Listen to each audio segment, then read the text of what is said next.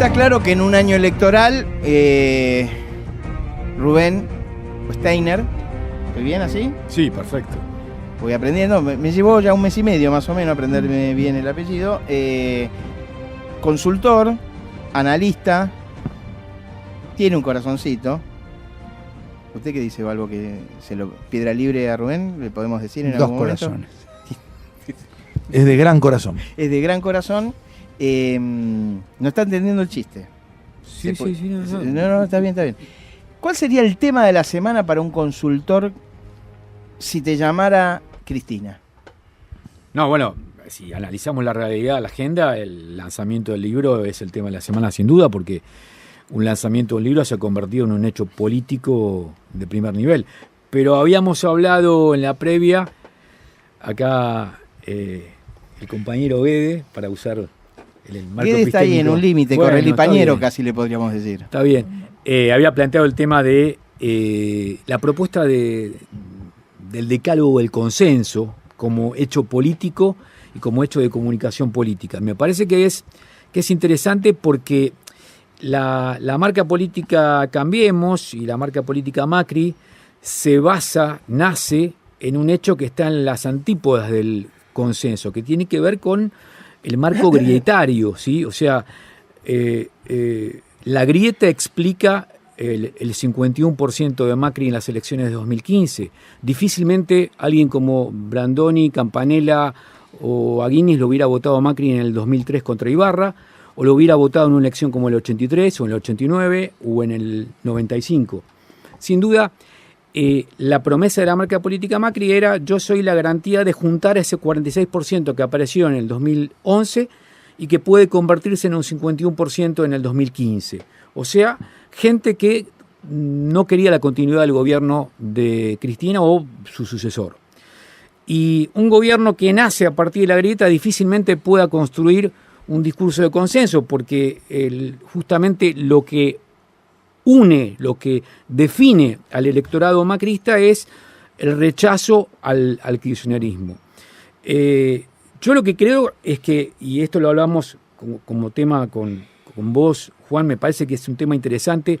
A mí me parece interesante el tema de la posgrieta, el tema de poder ser posterior a la grieta, no en términos temporales, sino en términos estructurales. Es decir, yo, que como vos dijiste, voto a alguien, entiendo que Cambiemos o el PRO tiene cosas interesantes que tienen que ver con los emprendedores y la defensa de la iniciativa privada, y entiendo que el peronismo tiene otras cosas interesantes como la sensibilidad social, y me parece que si uno quiere construir a partir de acá con un sentido posgrietario, debería reconocer los valores y las potencialidades de las dos cosas, y no ponerse de un lado solamente a decir no, porque si no, no terminamos más.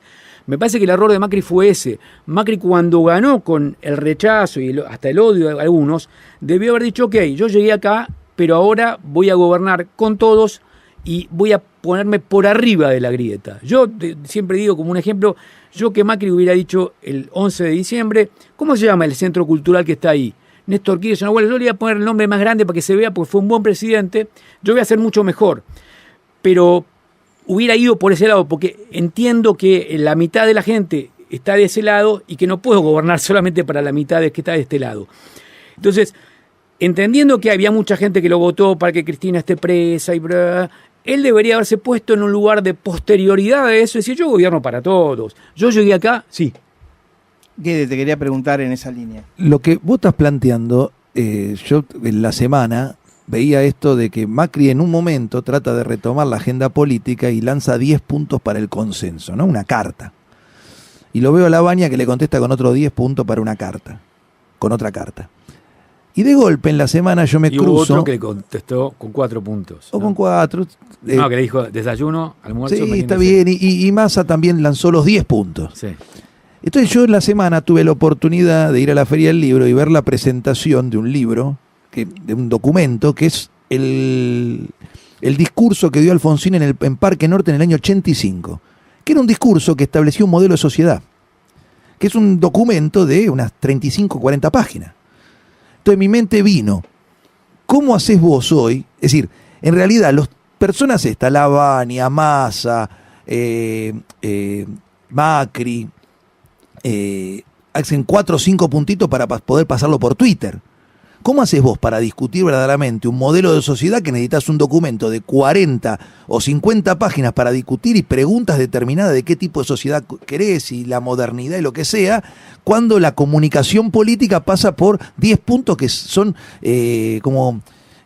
voluntariosos, que no definen nada? ¿Cómo haces para discutir la política en serio? Yo creo que y las redes sociales? Antes de discutir 10 puntos, habría que plantear un punto que para mí es básico.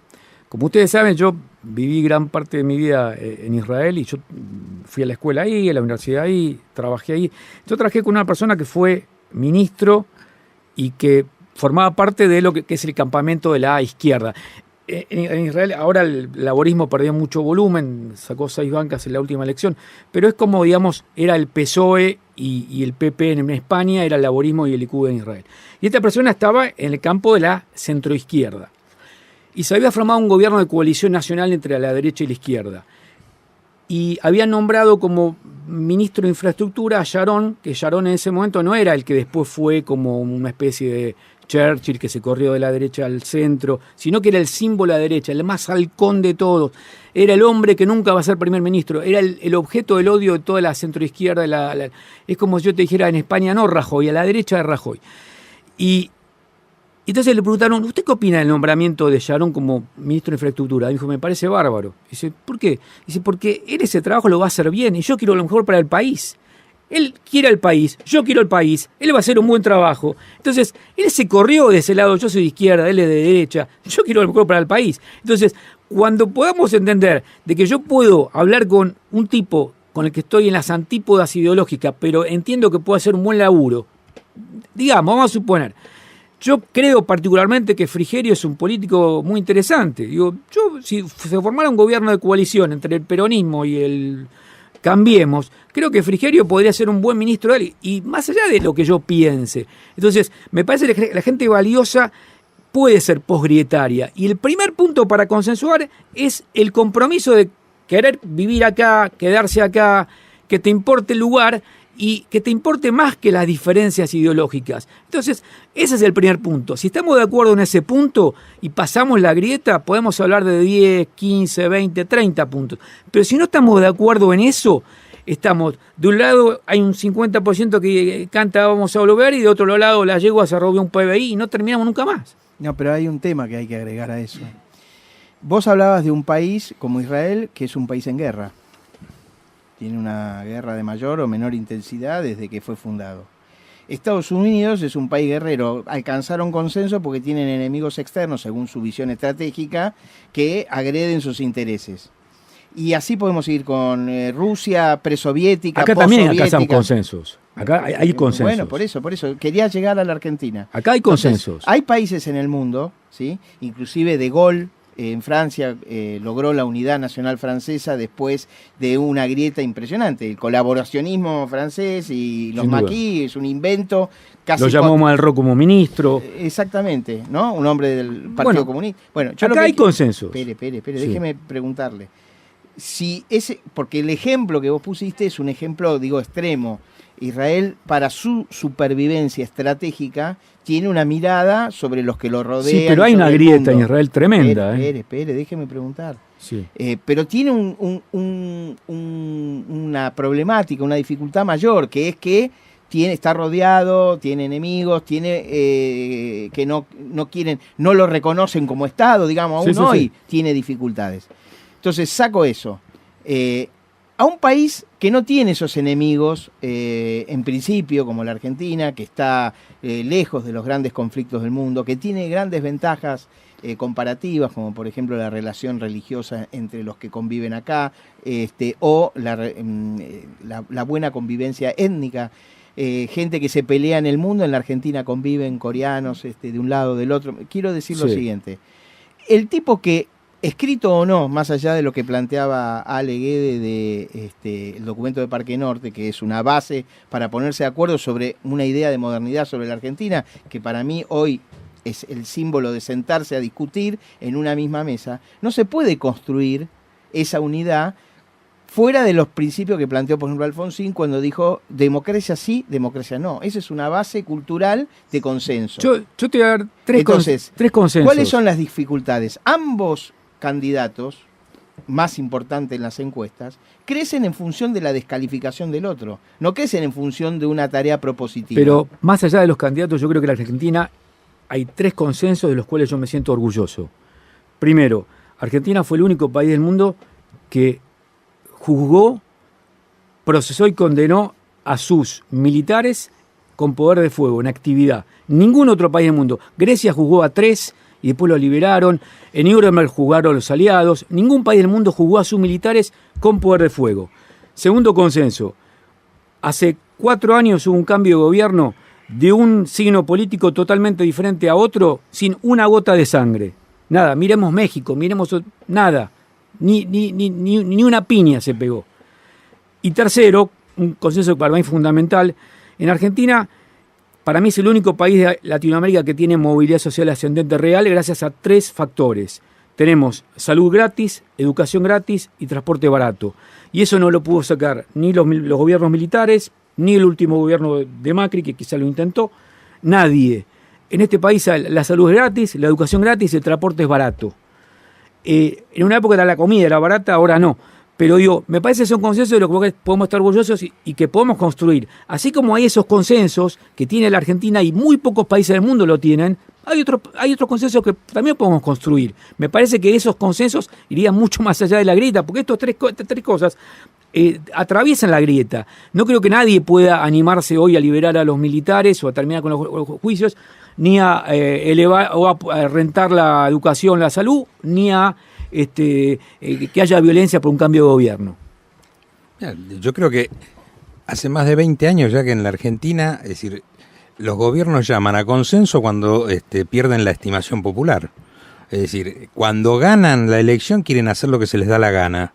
Y cuando empiezan a perder elecciones quieren democratizar o quieren socializar las pérdidas y no las ganancias. El único candidato de una elección presidencial que desde su discurso de campaña hablaba de que cada uno tenía que mantener sus identidades y que tenía que buscarse un consenso nacional para desarrollar la Argentina en los últimos años, después de la dictadura, fue Raúl Alfonsín. Es decir, a ningún otro escuché en una campaña hablar bien de los adversarios. Es decir, todos denostan a los adversarios. Este último gobierno ya es el colmo, digamos, en donde, es decir, es un gobierno de grandes empresas contratistas del Estado que descalifican al gobierno anterior porque dicen que robó con las obras del Estado, es decir, con ellos. Y eso es muy difícil, no se puede. A consenso yo creo que puede llamar el próximo gobierno que sea elegido por el pueblo. Y en la democracia se hace, claro, al principio, y en la democracia se hace en el Congreso de la Nación. Es decir, ahí se buscan los consensos. O Alfonsín y Duhalde, que consensuaron en el 2002 cuando arrancó con su gobierno Duhalde. Lo de Parque Norte se hizo en diciembre de 1985, después que Alfonsín ganara la segunda elección consecutiva, en pleno auge, cuando Alfonsín tenía un nivel de reconocimiento importante. No es que él llamó una convergencia en un estado de debilidad. Lo que me parece que queda como pregunta para resolver es cómo discutís hoy la política profunda con el actual manejo de las redes de comunicación donde todo lo tenés que sintetizar en 140 caracteres. Y la discusión de la Argentina no se puede sintetizar no se puede sintetizar en una carta de una carilla. No existe discusión política que se pueda sintetizar en una carta que tenga una carilla. Seguimos este debate. ¿Te quedaste con ganas? ¿Querés decir una pastillita muy chiquita? Porque nos tenemos que ir. No, que el debate no es para las redes, sino es para la política.